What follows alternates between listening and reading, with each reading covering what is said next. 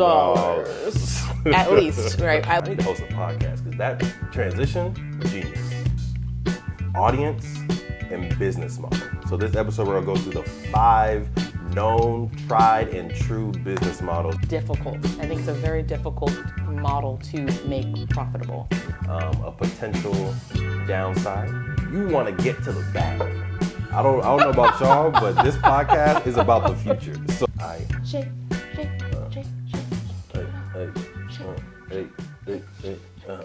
I hope we got that. We got that? Well, that was fabulous. Thanks, Sinclair. All right, beautiful people. Welcome back to the M4 Show, Married Melanated Millionaires in the making. Whoa. What? Remix that. Melanated Married Millionaires in the making. There you go. This is your first time tapping into the show. Thank y'all so much. Thank you for tuning in to another episode of the Melanated Married Millionaires in the Making show. King, where can I go to stay connected with us? Y'all can stay tapped into the show at them4show.com. That's them4show.com. And you can follow us on Instagram at them4show.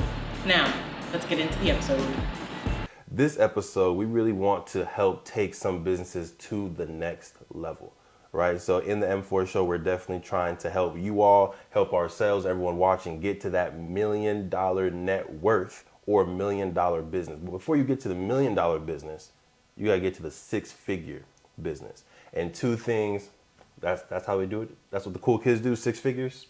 That's what I'm doing. Yeah, and So she's cool at times. 6 figures. But 2 things that you really want to focus on when getting to the 6 figures: audience and business model. So this episode, we're gonna go through the 5 known, tried, and true business models, and hopefully y'all can make a selection and move forward. This is your first time. My name is De'Von Travell, creator of Black Wall Street, the board game, co-host of the M4 Show with my beautiful, my smiling, my golden queen herself, sprinkled in spice. Please introduce yourself.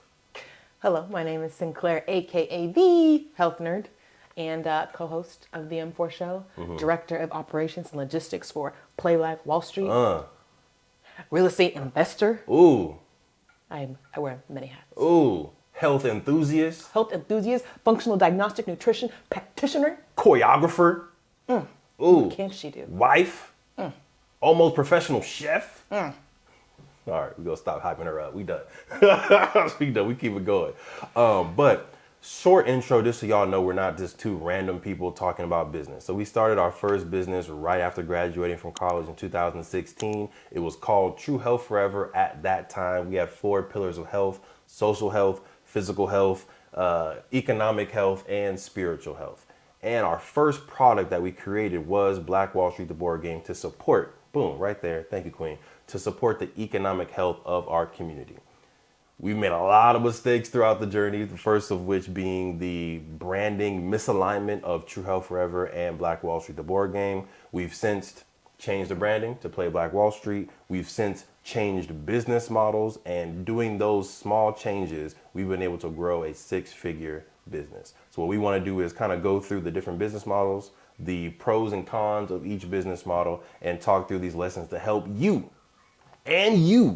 get to a 6-figure and eventually 7-figure business. Queen, are you ready? I am ready. And just so y'all can understand why this is a really important thing to talk about, because I think and we think that switch from business models is the reason why we were able to make a 6-figure business relatively quickly. That switch, the next year, business boomed. So stick around, definitely learn from us and our mistakes, but also just our journey, right? And our evolution, because choosing the right business model, or even the evolution of your business models, because it's not always about right or wrong, it's what's right for you at the time and how you make that shift. So definitely excited to get into it. Indeed. You caught me mid. I'm sorry. I can keep talking if you like. Mid-sip. You had all that time to be sipping. And if you're wondering, this is coffee from the Black Coffee Company. They get their beans from melanated places all around the world. This particular roast is from Kenya. So shout out to the Black Coffee Company. Y'all are not sponsors, but we met y'all at InvestFest. Love the coffee, and we've been sipping ever since. Much appreciated. Mind you, we don't even have a coffee maker. I want to make that clear. So anytime we're making coffee, I'm doing it the very old school way in a pot. Like I 2 boil the Chainz. water. I add the coffee. I got to strain it out. I'm using like 2 different pots. I'm going back and forth, but it doesn't matter because the coffee's delicious and it's worth it. And we have so many bags of coffee. So many bags. I went crazy. But let's hop into it, y'all. And at any point, if you have questions, leave a question or comment below. I want to start off with talking about business goals, right? When you set up your enterprise, your LLC, your corporation, sole proprietor, nonprofit, whatever it is, you set it up for particular goals. And for me, there's 3 economic goals out there. There's 1, you want to get to the bag, right? You're not necessarily worried about making an impact. You're not necessarily worried about brand alignment. You're just like, how can I make as much money as possible, possibly passively? So these are people that are on Amazon selling pencils. They're selling whiteboards, pillows, like not necessarily things that are making huge impacts on people's lives, but everybody needs them. They're buying at a high volume, and you can make a lot of money selling pencils, erasers, and pens online, right? So number 1 goal is pure profit. Number 2 goal, complete opposite side of that, is you want to make a positive impact on society. So these are people that maybe start foster homes. These are people that start soup kitchens. They want to give back. These are people that have clothing companies that are donating to people that need clothes, right? They have essential basic needs packages that they're donating to people. You're just trying to spread love and impact to the community, not worried about money, right? You have probably a 501c3 nonprofit organization. And then the last one, Queen, is kind of where we sit and where we try to impact, right? So can you talk about where Play Black Wall Street sits and where companies like Play Black Wall Street sit? So we're right in the intersection of both of those, right? We are definitely here to make social change. Like that is, we are community focused. That's always been at the heart of what we do, but we're also trying to make money, right? Yes, we are also trying to reach financial freedom for ourselves, for our families, for generations to come, and help other people do the same thing. So we do feel like both are important, and we're right at the kind of intersection of, you know, wanting to make money and making social impact at the same time. We do believe you can do both. So that's kind of where we nestled ourselves. Agreed. And I just wanted to go over that because as we go into the business models, no matter where you are, whether you're trying to make the most money possible, you're trying to make the most impact possible, or you're trying to do a bit of both, you still need a successful, clear business model and a clear audience. So even if you're listening, you're like, this is not for me, I want to do a nonprofit. No. As a nonprofit, you still need a business model. Where are the grants coming from? Where's the funding coming from? Where's the revenue that's going to come so that you can continue to make the impact? If you're like, I'm just about the bag. Cool, you can be about the bag. You still need a clear and successful business model to work through. So go ahead and put inside the comments right now, which of the 3 goals is aligned with your business right now? Money, bag, only impact, or a bit of both? Go ahead and let us know. Now, hopping into it, Queen, 5 business models, all right? We're gonna start off, they're in no particular order. None of these are inherently the best, although I have a favorite. You have a favorite? We have favorites, but any of these can work. Number 1 is a business to customer model. B2C. B2C. All right, we'll have a nice little animation right here. B2C. That is where you as a business, your primary customer are other individual customers or individual people or even families, right? So you're going to the Black Coffee Company, perfect example. You go to blackcoffeecompany.com, again, not a sponsor, but we love y'all. And you are a customer going on that website, purchasing their coffee, they send it to you, business to customer.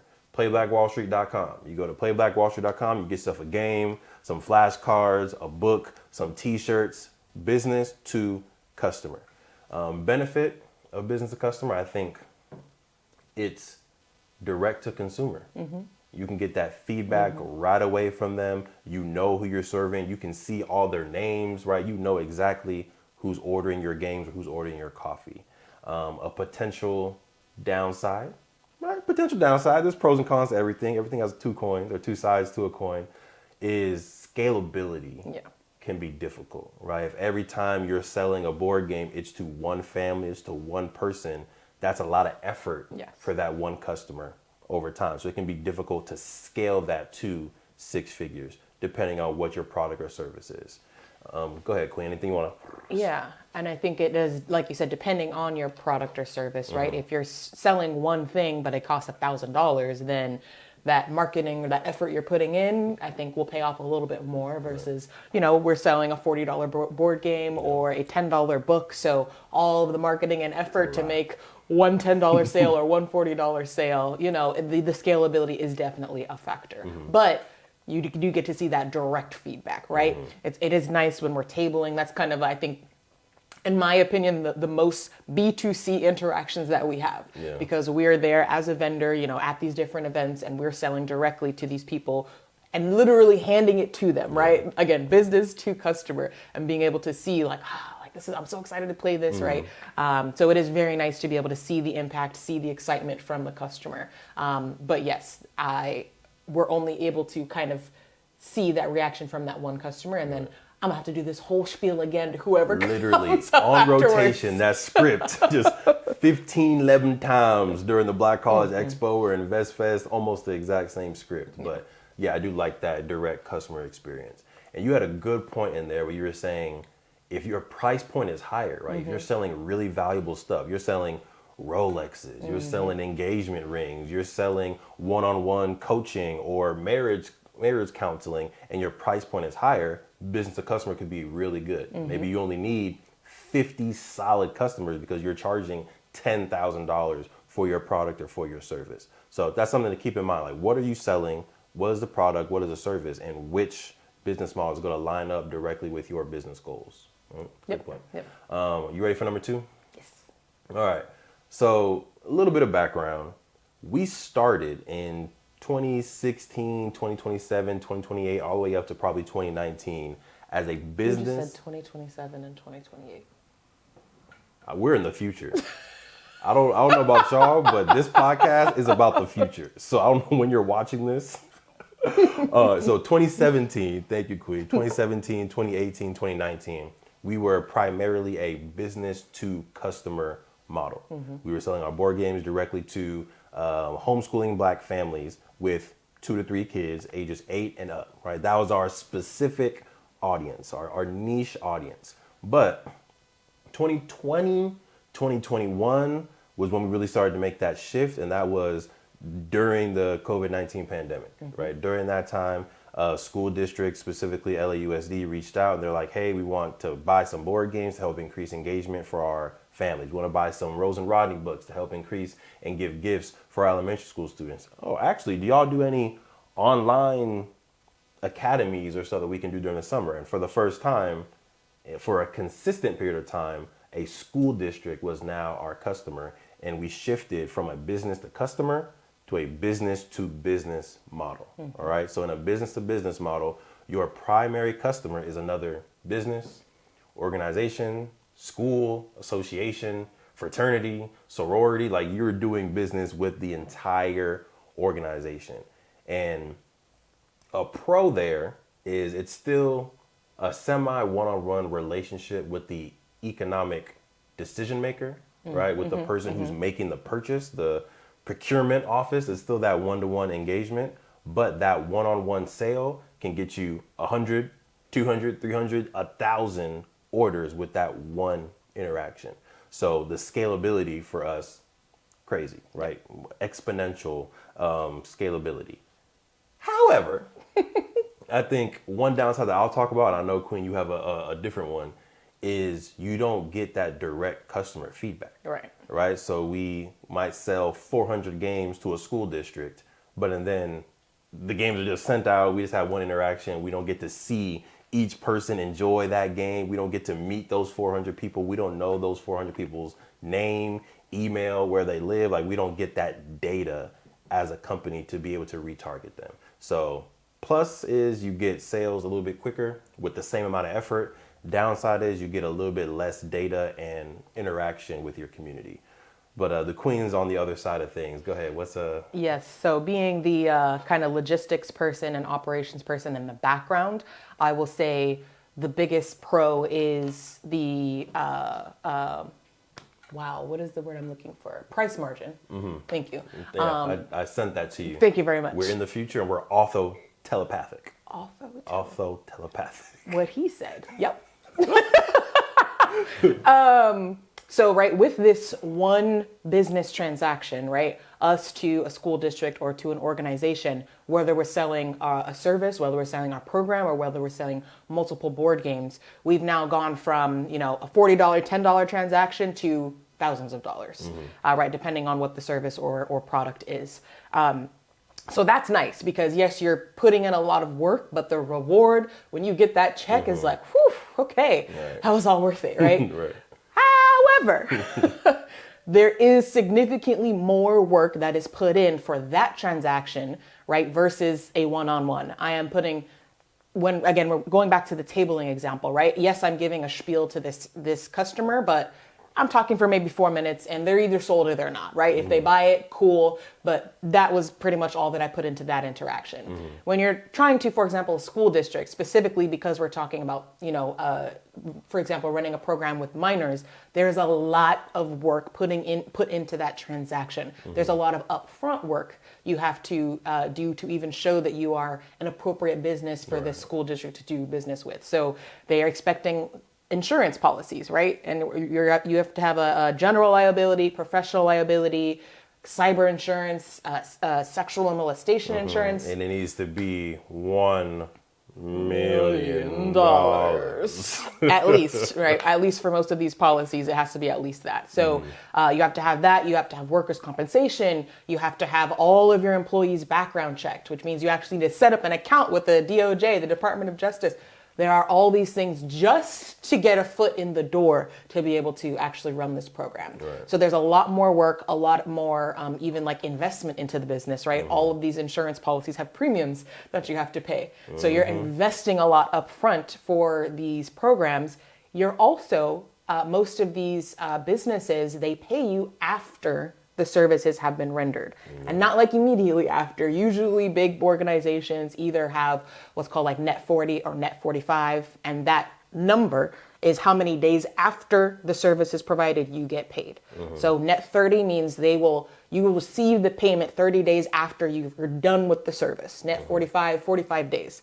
So if we're running a 10-week program, we're fronting all of the payroll, all of the expenses for paying for food, paying for transportation, paying for, again, our mentors to actually be there and run the services. All the swag. All the swag. We are fronting all of that to get the payment after the 10 weeks plus another 45 days. So we're talking about a good 4 months after we start this process before we're getting the check.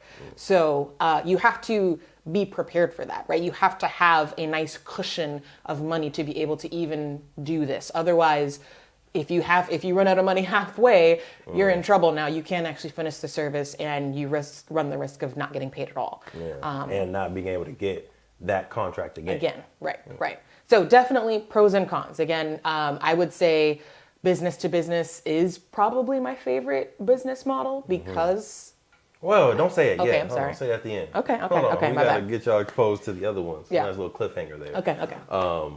But I think business to business forces you to really commit Yes. to the business, and you need to really have a legitimate business to be working with these big organizations. Whereas business to customer, you put up a website, you have a PayPal, Stripe, you're good to go. But you're dealing with school districts, you're dealing with large organizations. They're want to making sure that you are legitimate and you can do the work you said you're going to do.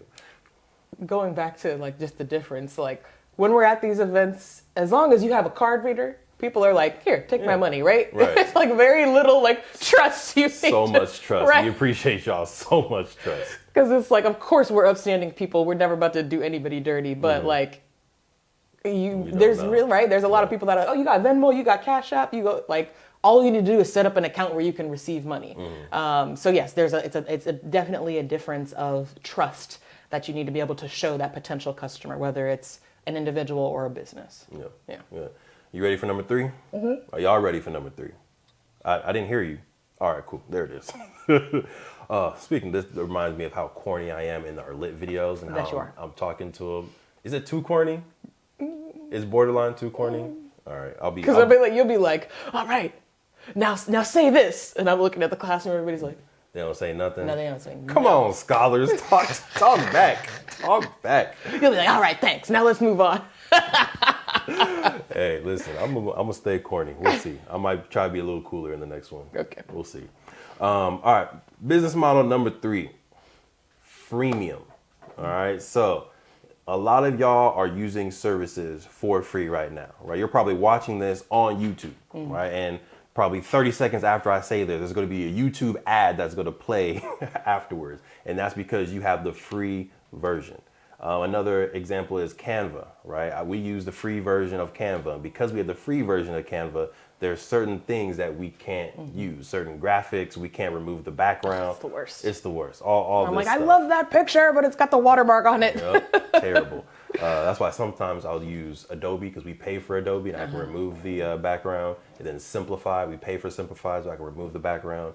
Canva I'm starting to use really only for our team meeting just because it's already in there. Yeah. But side note, those are free templates or free features, free access that you get for those platforms.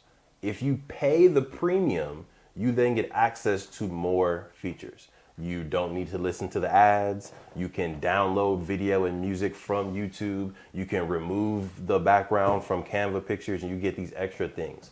That is a freemium business model. They get a lot of people to download or use the service, collect that data by offering stuff for free, and then they monetize, they make money by giving you access to more things for a premium, all right? Benefit, of course, you can probably scale quickly or at least go viral with your app, with your product quicker because it's free. And if it's good, people are going to tell other people, hey, use this free service so you can do X, Y, and Z. Possible bad thing is you don't always convert them over, right? Anything you want to add to freemium? Another example that I thought of is health coaching. So there was a client management portal where you could use the portal for your first 10 clients for free. You don't actually start paying until you reach that 10th client. And I was like, that's actually really genius for that type of service because once I'm comfortable, once I start using your client management system, right? I've got my clients all in it. I've got all their information in there. I've got my packages laid out. Once I get to 10 clients, I'm not going to want to start that whole process over. So you pretty much have me sold. Yep. So, just think about, again, from a business owner's point of view, right? If that's a model that would be beneficial to you. Of course, there's pros and cons and risks to every business model, but I think the benefit is if you know you got a good product that is going to hook somebody in if they know it, because the barrier of entry is very low if it's free. All I got to do is sign up. So if you feel solid that you've got a good product and all you got to do is get somebody in, then that can be maybe a good model to start testing out. Of course, yes, you got to test it out just to see how many of these people are actually converting over and figure out some strategic ways to increase that as much as possible, right? Some incentives or things like that. But I think that could be a good one if you feel very confident that with the low barrier of entry, you're going to hook some people into this service or to this product. Right, and that, I believe the term that they use in the startup community is how sticky is your product, right? So if I'm using Canva and I'm using the free version, how long will I stick around with free before I go somewhere else? Or if I'm using Calendly for free, right? How long will I stick around in the free environment before I change somewhere else? How sticky is it? And then on the other side, once you do convert them, what is their LTV, their lifetime value as a customer, right? So you have your free people and then you have your paid people. And really your paid people are also paying for your free people as well. So if you're calculating it out and once I convert these people, I'll have let's say Netflix, for example. I don't know how much Netflix is because we still use other people's accounts. Appreciate you, family. It's like $20 a month, $30 a month. 40 times 12, $480 per year. You might have it for 10 years. So the LTV of a Netflix customer might be $5,000. So having that in mind, how much can we allow customers to share with other family members to where we're now losing money? I think Netflix did those calculations and they were like, we're Wait losing. a minute. What is going on? We are losing a lot of money because y'all keep sharing these accounts. We're going to add something in there so that you can't share with as many people. Netflix, we don't appreciate that. No. Go ahead and go back to letting us share with at least 10 people. Come on, we have a big family. But people are still stuck around because Netflix is very sticky. Yes. There's shows that are only on Netflix. There's movies that are only on Netflix. And if you don't have that account, you miss out on that content. Love is Blind is a perfect example. We are not missing out on that content. No, we are not. We were like, can you send us the code? Please. I'm traveling. Mind you, yeah, this was at like super late at night. I'm like, please help. SOS. SOS, send the code. Hey, if y'all sharing Netflix accounts, let us know inside the comments. Who's sharing Netflix accounts with at least 2 or 3 other people? We appreciate it. But that's freemium, all right? Anything else on freemium? It'd be great if Netflix had a freemium option. Really? That would be really good. Netflix, talk to us. Number 4, we got 2 more left for y'all. Number 4 is the subscription model. Perfect segue from Netflix, all right? So subscription is you're paying a fee every single month, every single year for access to digital or in-person products or digital or in-person services. So again, Netflix, you pay your $30 a month, your $40 a month, and you get access to those TV shows, those movies. They did have a really cool interactive movie that we just watched on Netflix too, which was fun. Choose Love. Yeah, Choose Love. Shout out to Netflix for that. What's another example? HelloFresh, right? You can pay your $40 a month, and every single month you'll get your nice, fresh, organic groceries that you can then cook up. Instacart. DoorDash. I am a fan of Instacart, let me tell you. Yeah, Sticky. Sticky. Sticky icky. Oh, goodness. But that's a really good business model if you want to get consistent cash flow from your audience and from your customers. A potential downside to that is if people aren't using the service, they're going to cancel it, right? So you need to make sure your service is as sticky as possible, as valuable as possible, and is ingrained into that person's lifestyle, right? For us, Instacart has been so sticky because we're busy entrepreneurs, we're traveling, we're moving. We don't always have the time or the patience to go grocery shopping for 2 hours. Plus, when I go grocery shopping, I get lost. And if I go to Costco, I'm buying a whole bunch of random stuff and I'm spending more money than I need to spend. So you are no longer allowed to go to Costco alone. It's bad. I'll just come back with random stuff that we did not need at all. But Instacart saves me from that to where we can just go grocery shopping. It comes to us, save the time. We got exactly what we needed, and we were still able to record a podcast, make phone calls, make sales calls, whatever it is. So for our lifestyle, it works. So for subscription, you got to make sure your product or service works for that particular lifestyle. Queen, anything you want to add to that one? I think subscription can be really good if you know you've got a product that is a repeat purchase. So like I think if it's something that like, I'm only going to buy this once, I only need to buy this once, I don't know that a subscription model is going to work. A couch that doesn't, like, furniture does not need to be on a subscription basis unless you're renting the furniture.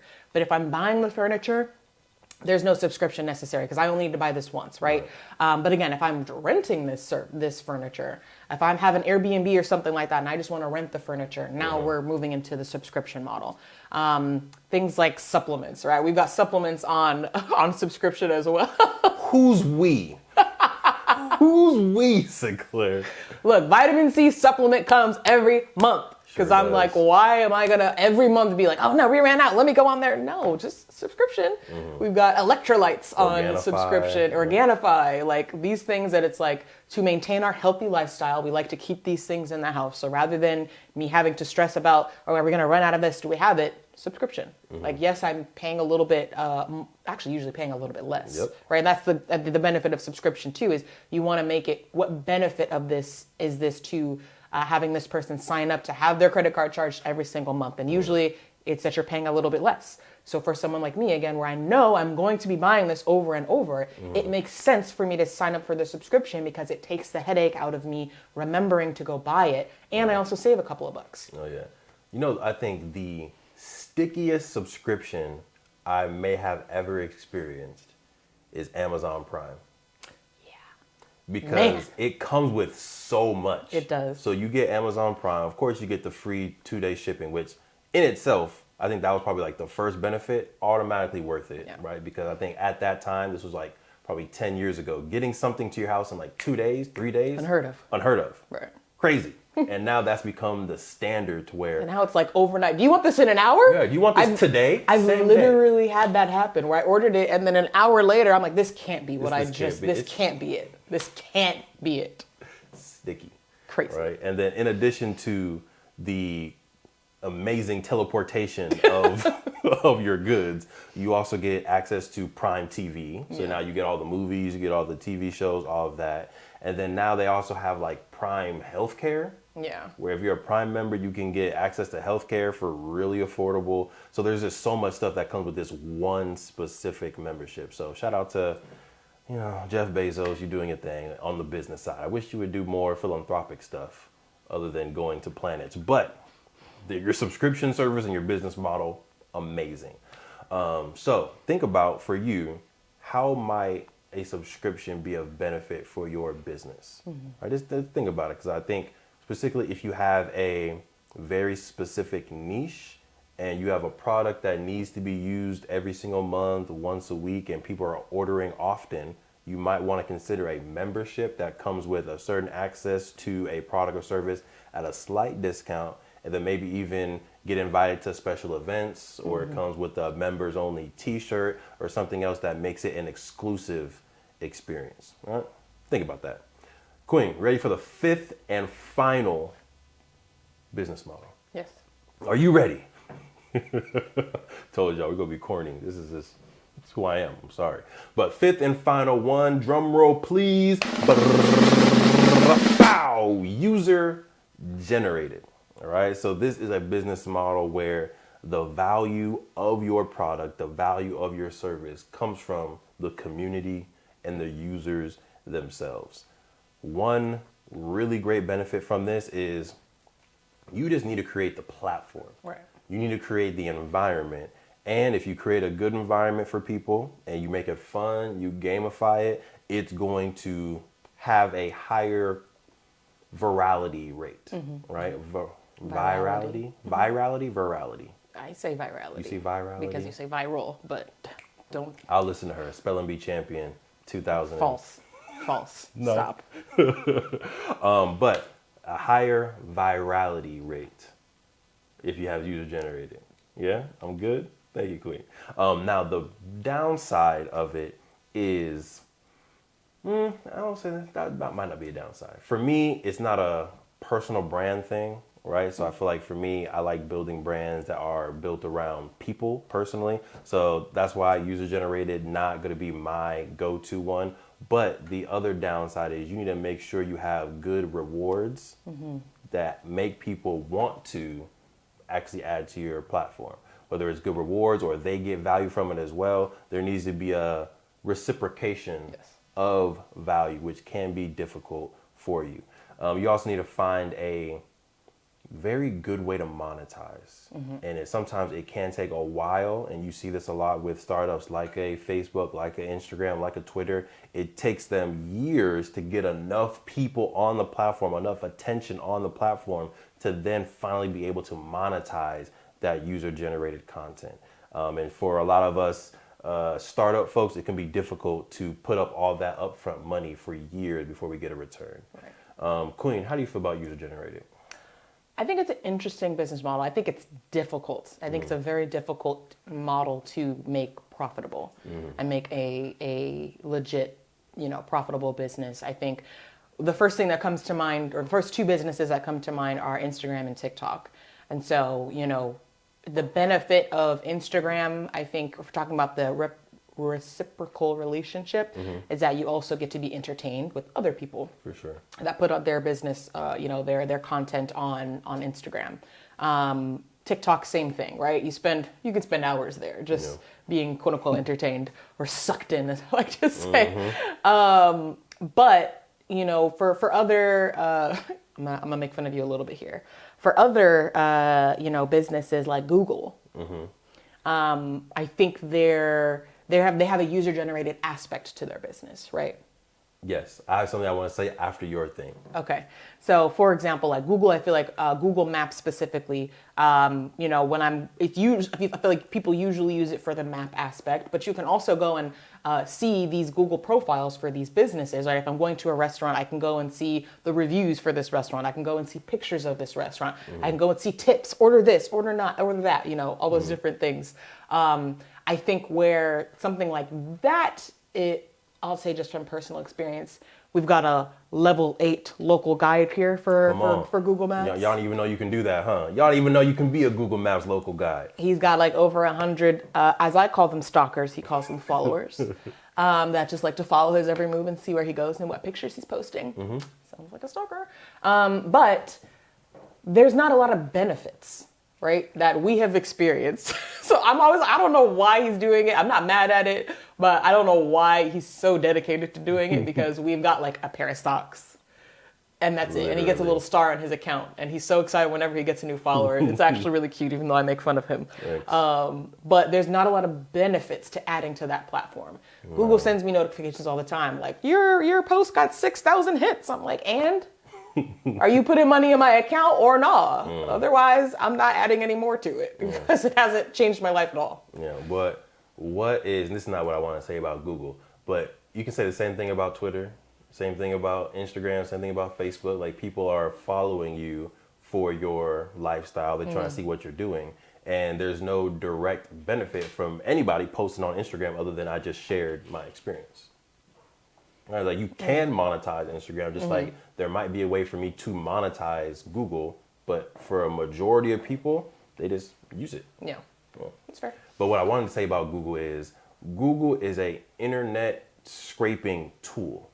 So it's a user-generated model just for the fact that anyone has a website, and all the websites are showing up now on Google, and we're all using Google, right? So yes, the Google Maps part is a part of Google's business model, but also just Google period is literally user generated, because it takes everything that people put on the internet and puts it in one place. YouTube, user generated, right? We post this podcast on YouTube.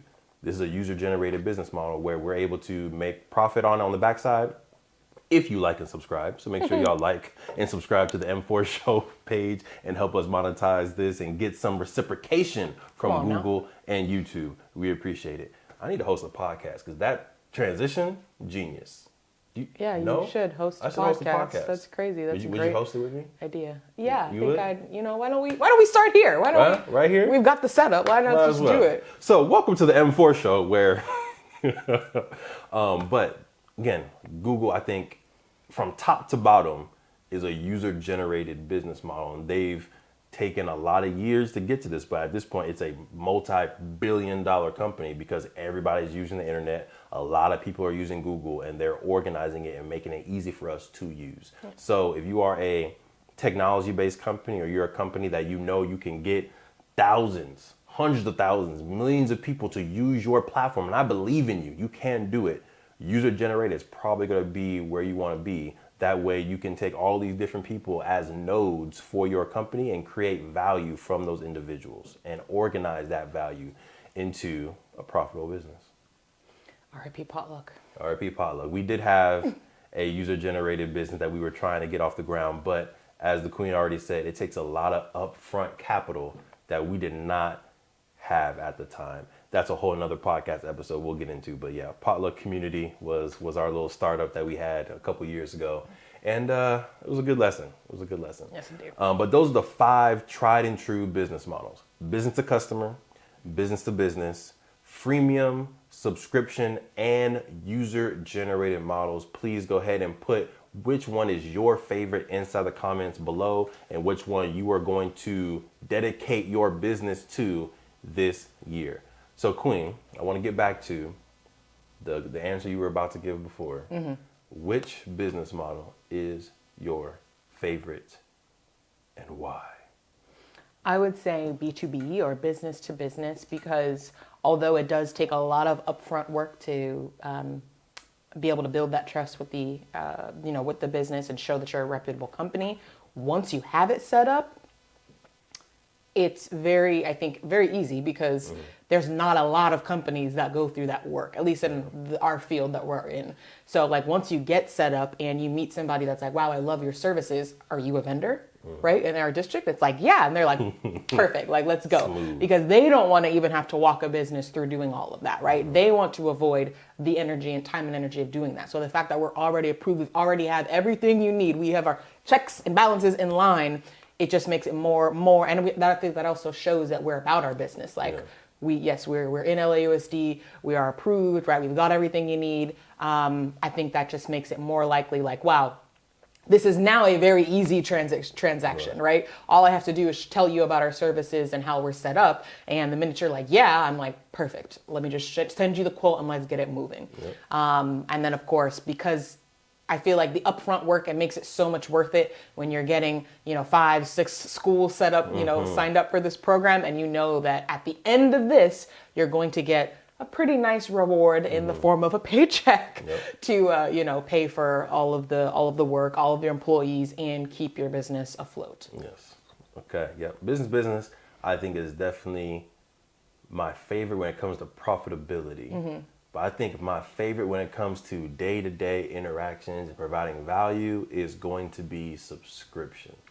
Because I like the idea of community. And I like the idea of people staying loyal to the business, and every single month I know we have this group of 100 students, or we have this group of 1,000 families who are tapped into Play Black Wall Street.